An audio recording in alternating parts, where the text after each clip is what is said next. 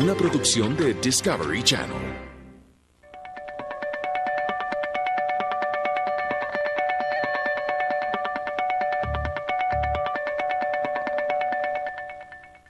¿Me están buscando?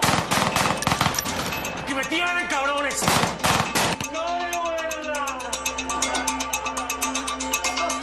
Creyó que era inmortal.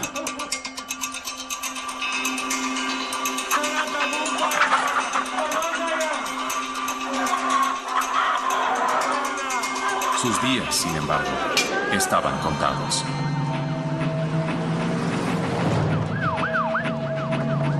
Yo fui con ellos al rancho Santa Elena. Yo dije a ellos, este es una enganga del Palo Mayombe y estás buscando un cubano.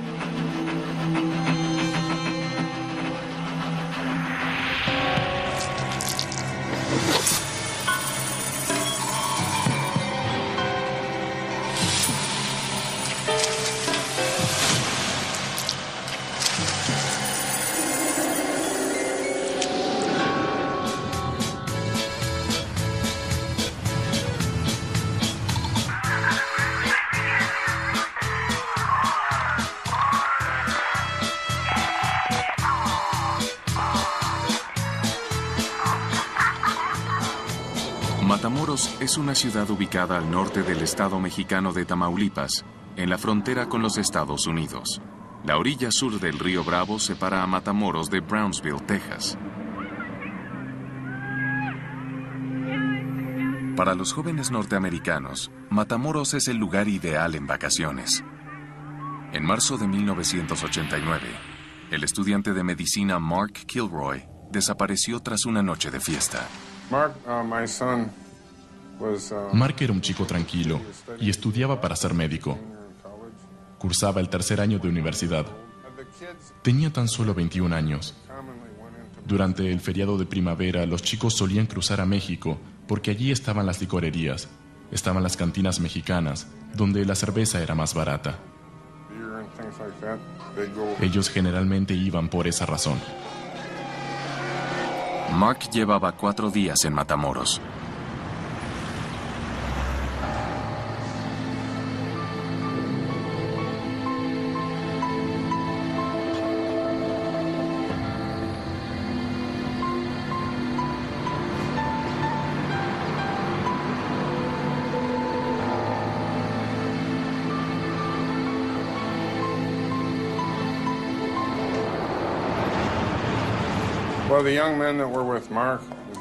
Mark iba caminando con sus amigos, regresando a Texas, a la ciudad de Brownsville. Pero desapareció sorpresivamente. Sus amigos empezaron a buscarlo por todas partes y le dieron aviso a la policía. La policía local decía que se había ido con una chica, pero yo sabía que Mark no haría nada de eso. Entonces supuse que algo malo estaba pasando.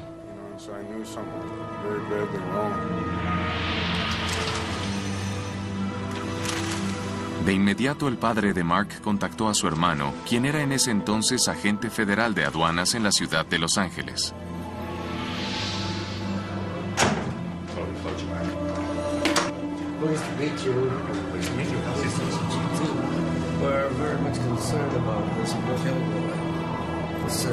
Mi nombre es Jorge Gavito.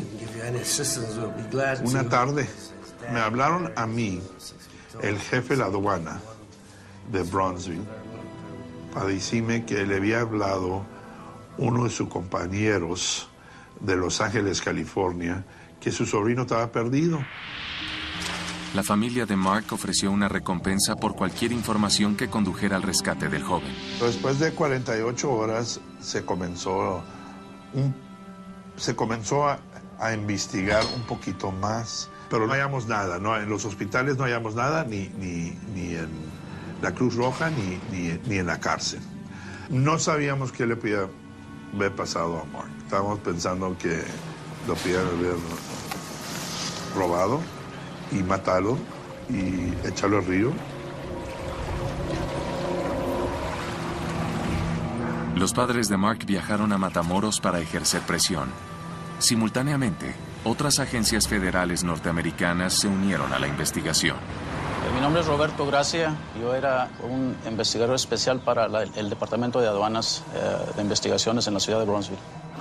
Establecimos un grupo de personal de diferentes agencias, del alguacil, de aduanas, del FBI, y lo que hicimos es ponernos en contacto con las autoridades mexicanas a ver si ellos también podían apoyarnos.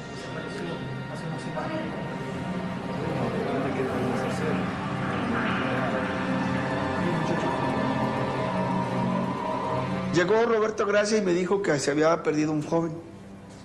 Me llevó las fotos. Échame la mano, me dijo. Le dije, oye, pues es que no me toca el área a mí, esta área no me toca a mí. Los secuestros en aquel entonces o desapariciones le correspondían a la autoridad estatal. Además de Gracia, a la reunión con el agente federal mexicano asistieron George Gavito y los padres del joven desaparecido. No tenían confianza en la policía local. Yo creo que perder un hijo es algo tremendo, ¿no? De ver, pues esto te dan ganas de cooperar. Amén de la amistad que unía a algunos agentes americanos con nosotros.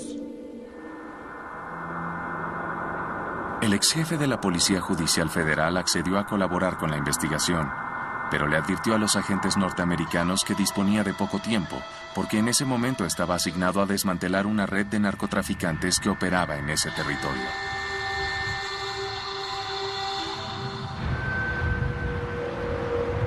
Pasa tiempo, recibo información de que un cargamento de narcotráfico iba a pasar de Matamoros hacia Brownsville. El comandante se moviliza y establecen un retén.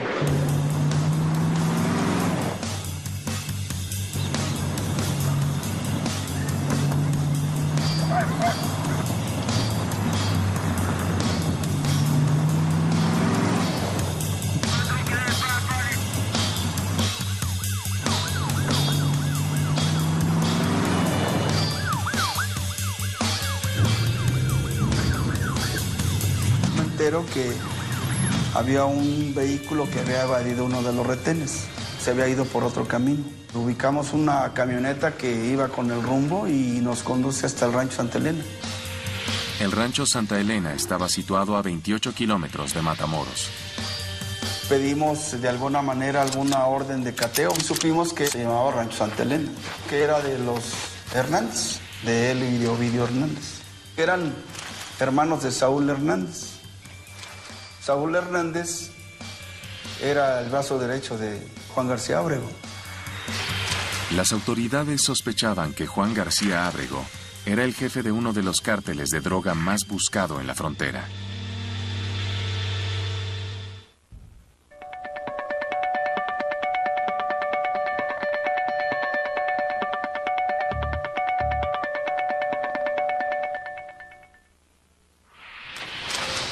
Mark Kilroy, un estudiante norteamericano de 21 años, desapareció mientras se encontraba de vacaciones en Matamoros, México.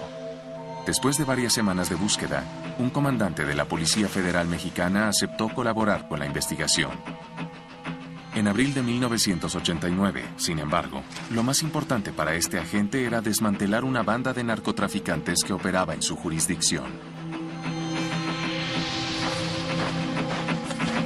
Y descubrimos en el rancho como 300 kilos de marihuana, algunas armas, y se inició la investigación por narcotráfico. ¡Quieto, policía! Se detuvo a Serafín Hernández, a Helio, a Domingo, que era el cuidador del rancho. Todo marchaba normal, era una investigación de narcotráfico. Le estaba preguntando, pues no sé qué cosas, y de repente le sacó la foto de Kilroy, y él decía que ese joven había estado ahí. Sí, yo conocí a ese gringo. Sí.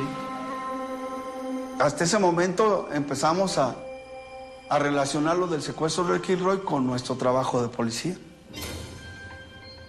Ahí es donde el comandante se comunica y me dice, ¿sabes qué? Parece que tenemos noticias sobre el Mark Kilroy. ¿Puedes venir?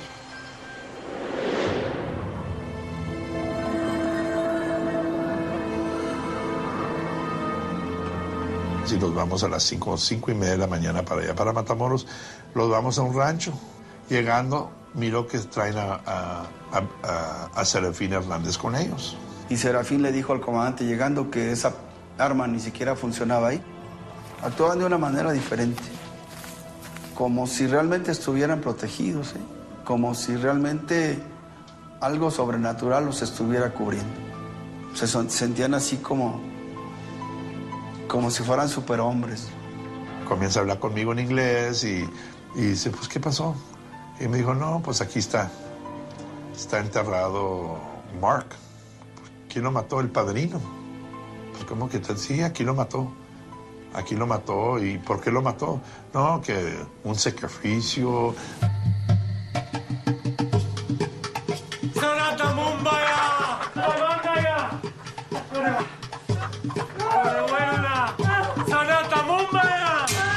Yo le pregunto a Serafín, ¿y dónde vamos a encontrar a Mark? Y él me explica. Me dice que está sepultado cerca de un corral. Entonces le digo, ¿y cómo vamos a encontrar esta sepultura? El olor ya estaba dando, que había algo ahí. Comienza a sacarlo y a escalar este Serafín. Era Mark. Mark tenía 30 días y la tierra estaba fresca, no estaba muy caliente en ese tiempo. Con un machete le habían abierto el casco y le habían sacado los sesos. De Serafín se voltea y me dice, si allá está otro enterrado, allá otro. Entonces le hablo al comandante y el comandante dice que hay más enterrados aquí. En total, 12 cuerpos fueron exhumados. Se encontraron en diferentes estados de descomposición y todos presentaron rastros de mutilación. Cuando me llamó George, no me explicó mucho. Solo me dijo que las noticias no eran buenas. Intentamos no obsesionarnos acerca de cómo Mark fue asesinado. Eso es algo que a ningún padre le gusta revivir en su mente. Cuando tuvimos el cuerpo del joven en el anfiteatro, lo pudimos identificar por sus ropas, por sus rasgos. Se trataba de una persona anglosajona porque pues su cabello era rubio y todos los demás cadáveres eran de cabello oscuro o más complexión latina. Le habían arrancado lo que es la espina dorsal desde la cadera hasta el cerebelo. Estas personas habían realizado actos satánicos con esos cuerpos, rituales o cosas de ese tipo. Entonces, pues eso nunca se había visto en Matamoros. ¿Quiénes son los miembros de la religión esta del sexo?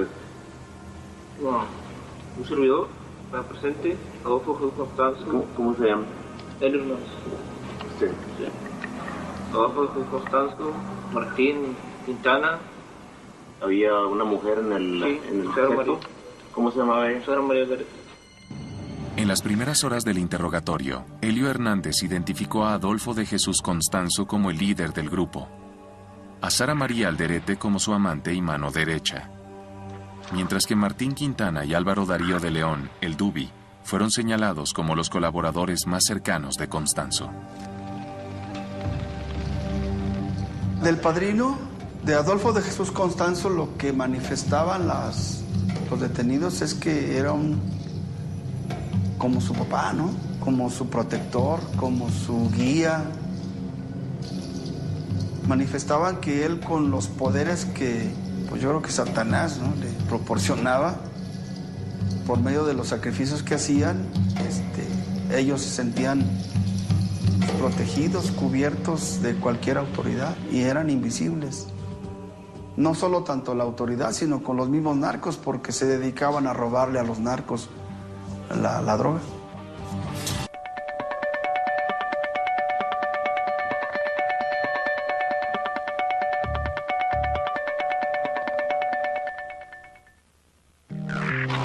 El cuerpo mutilado del estudiante norteamericano Mark Kilroy fue descubierto en el rancho Santa Elena, a 28 kilómetros de la ciudad de Matamoros, México, un mes después de haber desaparecido. Durante el allanamiento en la propiedad, agentes federales de México y Estados Unidos exhumaron los cadáveres de otras 11 personas, todos desmembrados.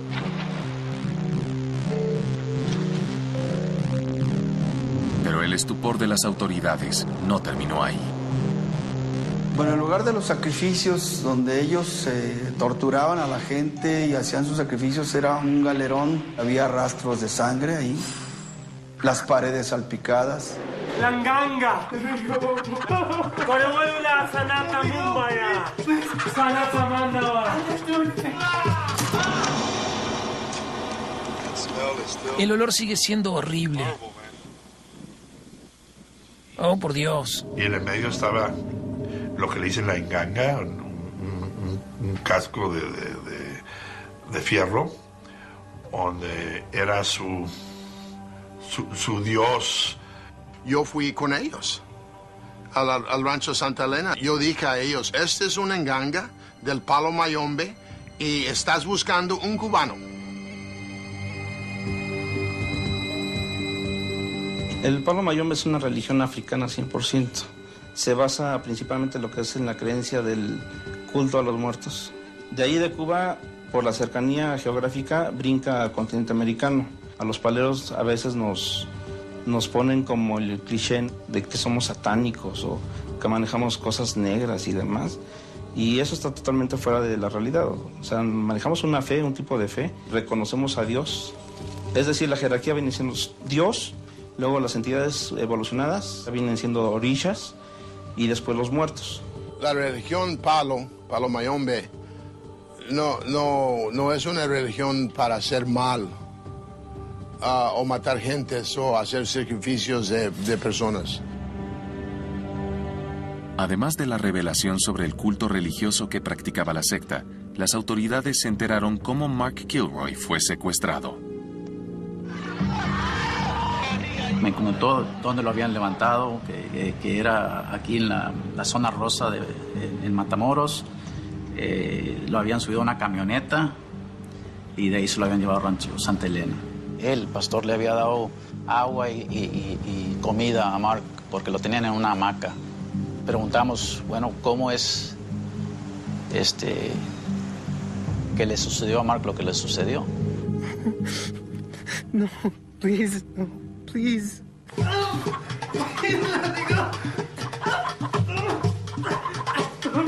El padrino les dijo, tenemos que secuestrar y sacrificar a una persona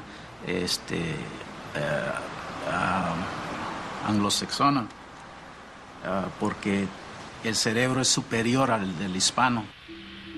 A medida que las autoridades hicieron la inspección técnica ocular, más vestigios humanos aparecieron colgados de la alambrada que demarcaba los límites del rancho Santa Elena.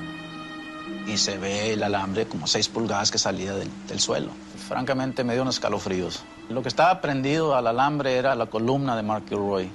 La columna la tenían allí para que estuviera unos días y que ya no tuviera carne, que fuera el puro hueso, porque eso, cada miembro del grupo de ellos iba a utilizar parte de esa columna en un collar para protección de las autoridades y de rivales y de todo mundo.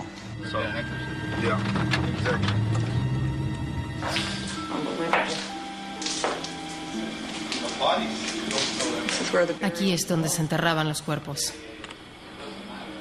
Aún se ve la tierra sucia donde fueron desenterrados los cadáveres por los equipos de movimiento de tierra. Estamos dentro del refugio, donde las víctimas eran sometidas a terribles sacrificios. Ellos estaban festejando el haber pasado 700 kilos a bronce. Ellos creían realmente en lo que el padrino les decía. Las autoridades concluyeron que se trataba de narcotraficantes devotos al Palo Mayombe, un culto afrocubano que la secta mezcló con diabólicos sacrificios humanos. Le empieza a dar de comer a las engangas sangre, pero de humano. Pensaba que entre más gritara una persona al morir, al ser torturado, eso los espíritus le hacían más caso y estaba más en comunión con ellos. Apoyándose también en la religión para tener protección espiritual contra la policía porque se dedicaba al narcotráfico.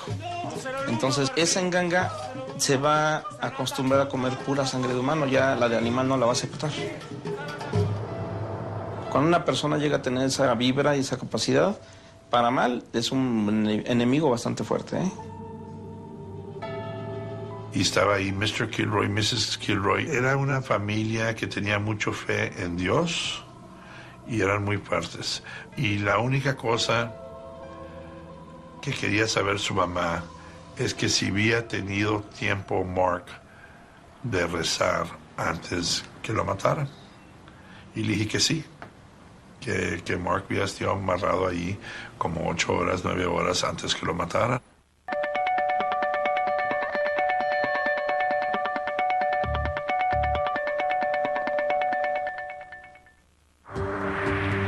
En 1989, un operativo conjunto emprendido por autoridades federales de México y Estados Unidos puso al descubierto las actividades de una organización narcosatánica, presuntamente responsable por los asesinatos de al menos 12 personas en la ciudad fronteriza de Matamoros, México.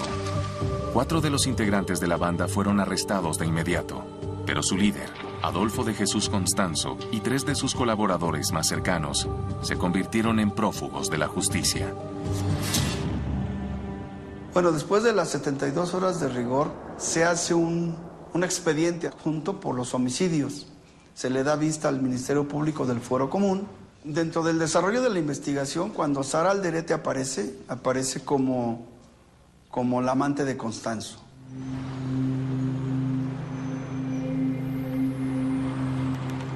Sara iba al colegio aquí en Estados Unidos, se pasaba al lado mexicano y se hacía la bruja. Cuando comenzó a salir con Constanzo, Sara fue la que juntó todo el grupo aquí en Matamoros. En las confesiones de Serafín Hernández y de Élido y de los otros, todos dicen que Sara tuvo presente en una de las muertes y en unas no. Tenía doble vida. Que cateamos la casa de Sara.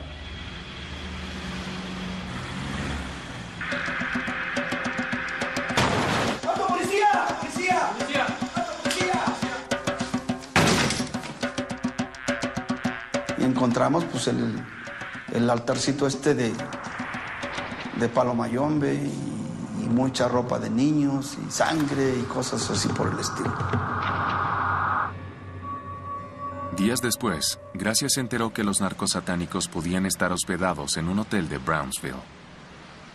Los datos que nos pasaron a nosotros, de que estaban hospedados en el hotel, mandamos personal que fueran a averiguar si efectivamente estaban hospedados ahí o no.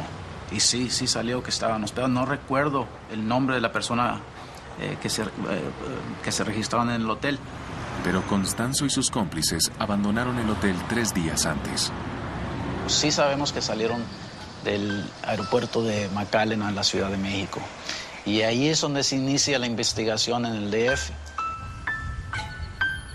Tuvimos conocimiento de la existencia de los narcosatánicos cuando se inició el escándalo de la aparición de los cadáveres que habían sido sepultados después de haber pasado por una tortura de gran crueldad.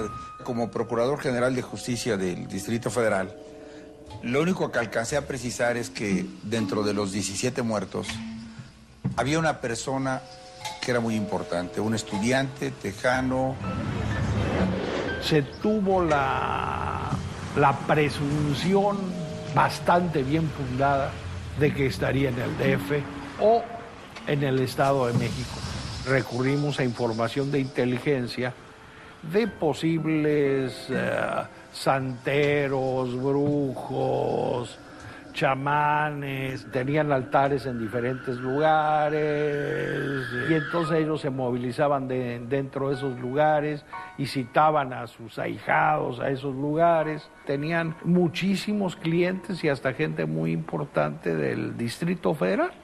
Constanzo se volvió una persona renombrada, adquirió capacidades y una potencia fuerte, porque sí, eso no lo vamos a negar, en la cual él daba resultados a la gente que lo consultaba. Para no entrar en conflictos, él empieza a tener capacidad para tener tratos con gente de narcotráfico, se hace poderoso e inclusive él pedía cierta participación de los negocios del narco.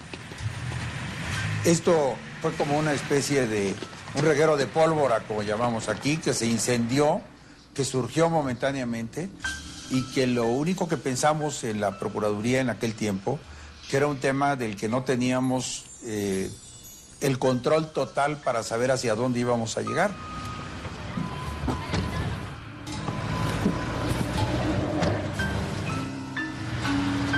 Era una casa normal de familia de clase media-baja que tenía altares y dentro de esos altares había frascos de vidrio que tenían prendas interiores, cartitas, pelos. Eran todos dioses de la santería.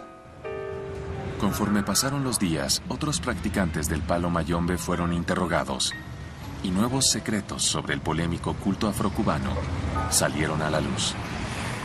A los que pertenecían a esa secta, o los que habían sido iniciados, les llamaban rayados, porque eran tatuados, con un pequeñísimo tatuaje, como si fuera un símbolo de identidad. El rayamiento básicamente es el bautismo palero, es una presentación espiritual. Se hacen algún sacrificio con un animal y se hacen unas incisiones en el cuerpo de la persona. Esas incisiones significan el que la persona otorgue un poquito de su sangre a la granja para que haya un pacto con los muertos. Era una iniciación oculta, secreta, que no necesariamente hacía que todos participaran del tema del narcotráfico o de adicciones o de la violencia.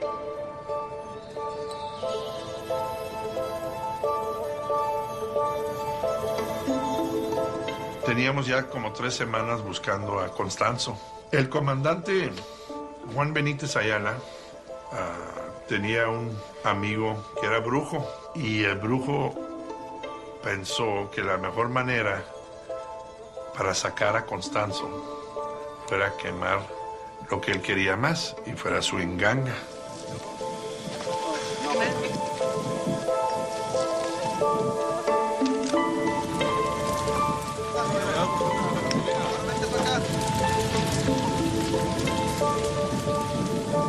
Y lo quemamos todo y dejamos que los reporteros de televisión lo filmaran. Y esta gente le prendió fuego a todo el Monanzo y luego le tiró agua bendita, lo que con toda seguridad provocaron es que se irritaran los seres que estuvieran por ahí y obviamente a una escala bastante fuerte. Levantaron, por decirlo así, a los muertos que estaban ahí con Constanzo y los energizaron, los sacaron de estabilidad.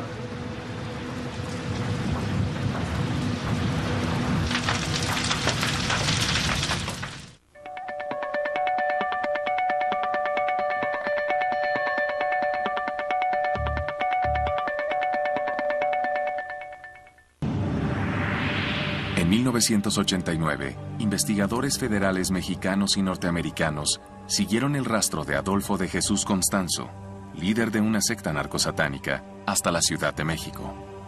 Inicialmente, la búsqueda no dio resultados.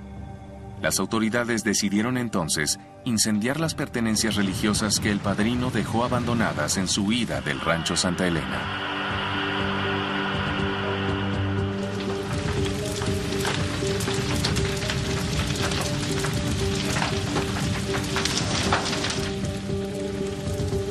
Para él era su templo. Y estábamos seguros también que se la pasaba viendo los reportajes de televisión.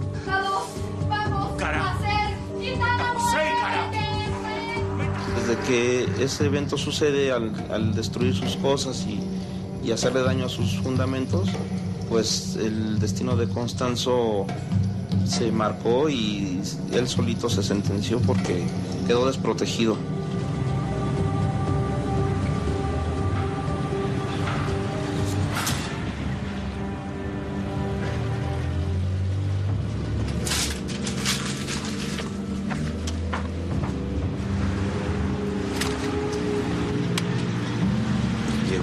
Patrulla de las preventivas y me entrega un pedazo de sobre. Traía un mensaje que decía: ayúdenme por favor, me tienen secuestrada, me van a matar, es el que tanto buscan. Y traía el domicilio de Río Sena 19, 4º piso. De ahí nos trasladamos a Río Sena para ubicar el lugar. Empezamos a observar los movimientos del edificio. Hicimos un operativo con una vigilancia encubierta. Nos percatamos que había gente saliendo y entrando a diferentes horas. Y salían por revistas y alimentos. Era una pareja muy alta, con características de extranjero. Venía totalmente ya diferente su fisonomía a la que nosotros teníamos.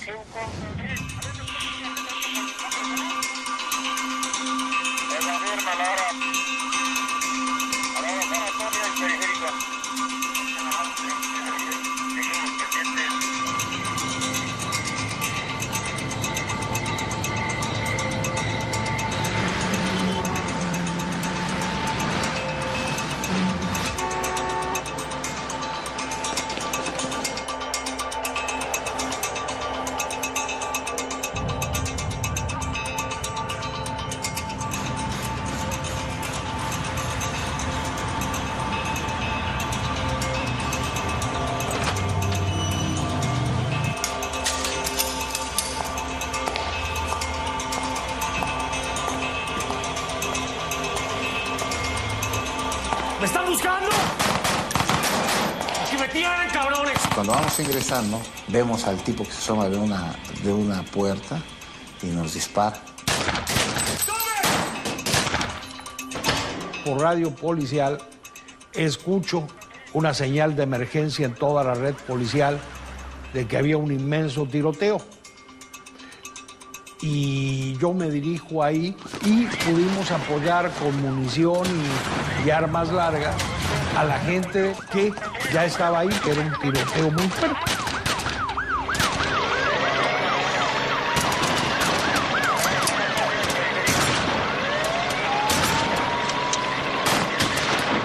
Constanzo empezó a aventar dólares y creo que algunos centenarios, y entonces curiosos que se encontraban ahí corrían tras los dólares y los centenarios. Él disparaba después, milagrosamente no hirió a nadie. Fue muy impresionante porque vi cómo mucha gente se tiraban en el medio del tiroteo a recoger las monedas a riesgo de perder la vida. Duró más o menos, calculo yo, unos 45 minutos.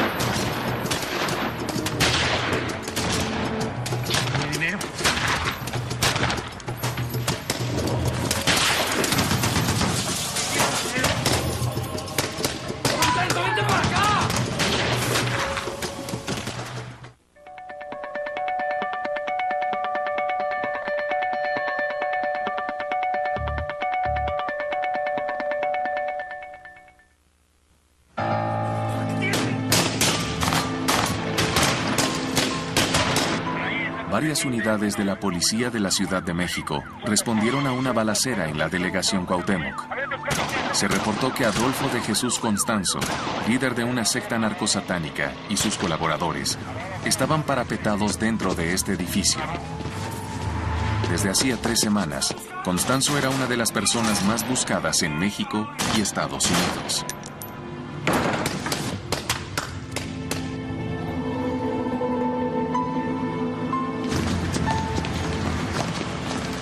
Deja de aparecer 2 o 3 minutos y es cuando decidimos entrar al departamento.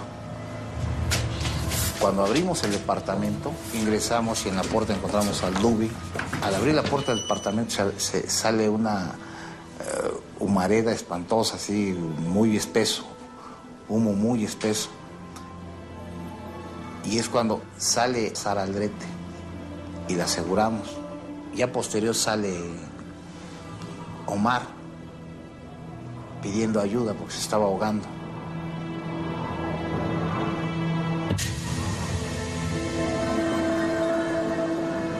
Llegamos a esa puerta del lado izquierdo de la estancia y cuando intentamos abrirla estaba atorada. Entonces yo empujo y ingresa mi compañero y ya mueve a Constanzo, que era el que estaba oprimiendo la puerta. Estaban tirados semiabrazados en el interior del closet y se veía que tenían orificios en el pecho y en la cara. Los dos, pues ya estaban muertos. Recuerdo haber visto los cadáveres de Constanzo y de su compañero abrazados ahí, tirados dentro del closet, ¿no? Una escena muy cruel, muy dantesca, todo lo que se vio allá adentro. Dentro del apartamento, las autoridades encontraron una maleta con cientos de miles de dólares, armas, cartuchos sin usar y una especie de olla o cazuela de hierro con vestigios de sangre humana. En la Procuraduría Federal, entre tanto, los 3 sobrevivientes de la balacera, Sara Alderete, Omar y el Dubi, fueron sometidos a indagaciones. El Dubi manifiesta que cuando Constanzo se ve ya sin escapatoria ahí en el departamento, que él se iba a matar y que ellos tenían que hacer lo mismo después. Constanzo les manifiesta que al morir él iba a resucitar y iban a estar mejor, que él iba a tener más poder, que él iba a reinar, que él iba a ser el brujo mayor, decía él. Y le ordena al Dubi que le dispare. Y Martín dice, yo me voy contigo, que nos dispare a los dos. Aquel que piense que porque está rayado se puede parar enfrente de una metralleta y no le va a pasar nada, está loco. En principios ancestrales, más que nada el concepto muy ancestral, se pensaba que el suicidio era una ofrenda. Entonces él se suicidó no tanto por no ser aprendido, él pensaba que así se iba a ir directamente con Dios, porque él estaba ofreciéndose en sacrificio. Decían que era el diablo, que incluso iba a resucitar, nos iba a venir a matar a todos nosotros. Nos advertían que no tocáramos sus cosas, que no lo tocáramos a él, que no nos acercáramos a Constanzo, que porque ya nos estaba viendo y que iba a venir a vengarse. Fue al CEMEFO, al Servicio Médico Forense, vieron el cadáver de Constanzo, vieron que era él, vieron que era tan mortal como todos nosotros, vieron que lo que les había dicho, que a él no le hacía nada las balas, era falso, y hasta ese momento accedieron a colaborar. Adolfo de Jesús Constanzo nació en Miami, Estados Unidos. En la adolescencia, sus padres, de origen cubano, lo iniciaron en la santería, un sincretismo del culto africano yoruba con la religión católica. En 1984, Constanzo emigró a México. Constanzo conoció el palo mayombe aquí en México. Obviamente empieza a ser influido por sus demonios psicológicos y empieza a tergiversar la situación y empieza a hacer sacrificios de tipo humano. Encontrábamos una personalidad manipuladora, lo cual era signo de una gran inteligencia, que había encontrado una amalgama entre ritos precolombinos, paganos, pseudocristianos, y esa mezcla le había dado a él una posición frente a unos segmentos sociales para validarse y para poder dominarlos y para poder obtener beneficios de carácter económico, que le habían permitido ir desarrollando una empresa con muchos ingresos. Uno de los objetivos económicos que tenía Constanzo, y eso queda claro, era pasar droga del otro lado de la frontera. Estas personas que Constanzo utilizaba fueron sacrificadas, o sea, eran mensajeros con algún paquete de heroína o cocaína que inmediatamente, una vez que lo entregaba, Constanzo, en lugar de darle alguna cantidad, procedía a sacrificarlo. Es parte de los 17 cadáveres que se encontraron ahí. En los interrogatorios, las autoridades confirmaron que Omar Orea, el Dubi, Martín Quintana y Sara Alderete tuvieron participación en los homicidios atribuidos a Constanzo. Ante las evidencias, Sara Alderete hizo su mayor esfuerzo por disminuir su grado de responsabilidad con los crímenes. Ella sostiene la versión de que ella participa únicamente oyendo, que él la tenía a fuerza. Pero al interrogar a Omar y al Dubi, manifiesta que no, que era su pareja sentimental de Constanzo, que siempre andaba con él a todos lados, y que ella hacía lo que él le ordenaba, que se decía, conquista a él. Ella lo hacía.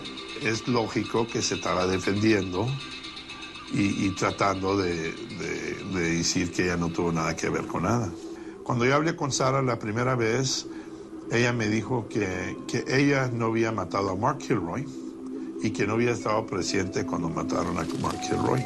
Ya te estaba dando a entender que ella sabía que a Mark Kilroy lo habían matado, pero que ella no lo mató. Ella creía que porque ella no le había pegado con el machete, que ella no tenía nada que ver.